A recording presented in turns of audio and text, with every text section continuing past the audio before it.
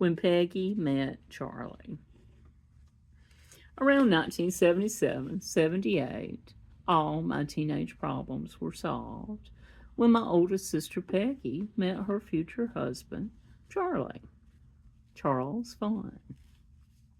Then I had someone reliable to call on, besides my parents, when I was in a jam. It didn't matter where I was, a flat tire at the airport pits, a dead battery at the cornfield, or stuck on the sandy road going into Waldo. If I could get word to Charlie I needed help, he was there with no questions asked, without getting Mama and Papa involved and stirred up. Peggy was known to throw me under the bus a time or two, but never Charlie. He always had my back.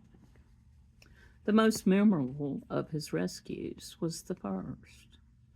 I was 15 years old, driving with only a restricted driver's license, and the only person with me was a fellow 15-year-old riding shotgun in the Farrell family's old, worn-out 1971 white Mustang with a rusted-out trunk, the car better known as Rusty. Where we two young ladies were supposed to be was on the road between my house on 221 and McDonald's. However, where we were when it happened was on that little road that runs behind the Highway 27 range. We had just ridden by the 27 looking for a certain little Chevy pickup truck. So, after the off-limits ride by, we were in a hurry to get our butts back on our designated track, lest we get caught. So we turned on that little road by the White House in order to turn around. I was making a three-point turn on the narrow dirt road when I backed into the railroad embankment. At the same time, the Mustang shut off. Old Rusty was worn out, otherwise I would not be allowed to drive it, so shutting off was not out of the ordinary, but it usually cranked right back up. I tried to crank it over and over. It'd catch for a second, then shut off.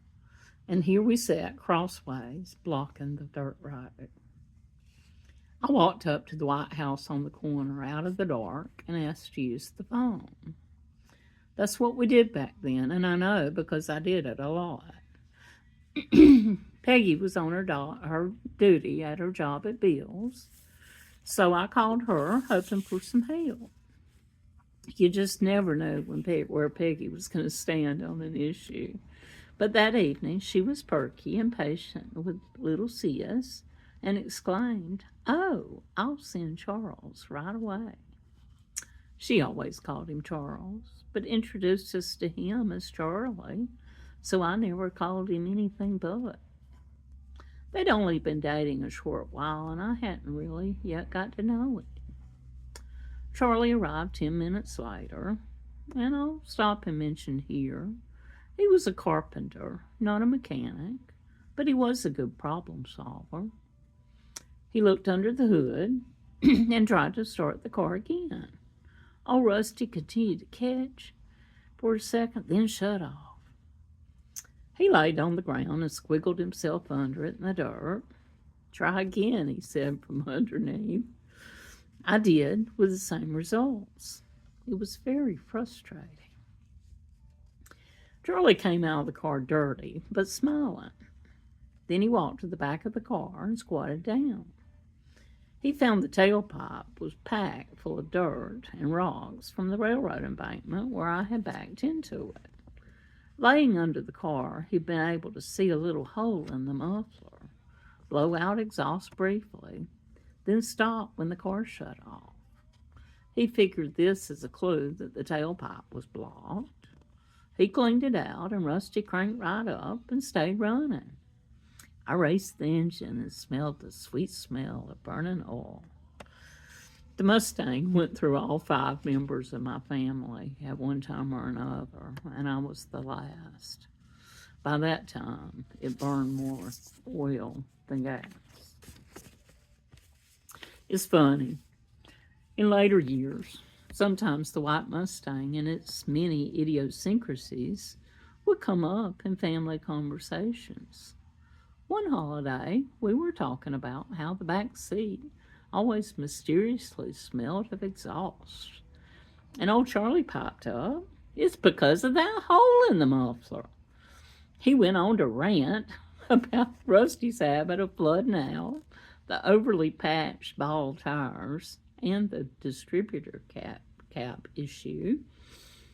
Both my parents just looked at him in confusement over how he seemed to know so much about the workings of a car he never ever drove. Charlie's story is big. His rescues went on for decades, through multiple old cars, difficult situations I found myself in family drama.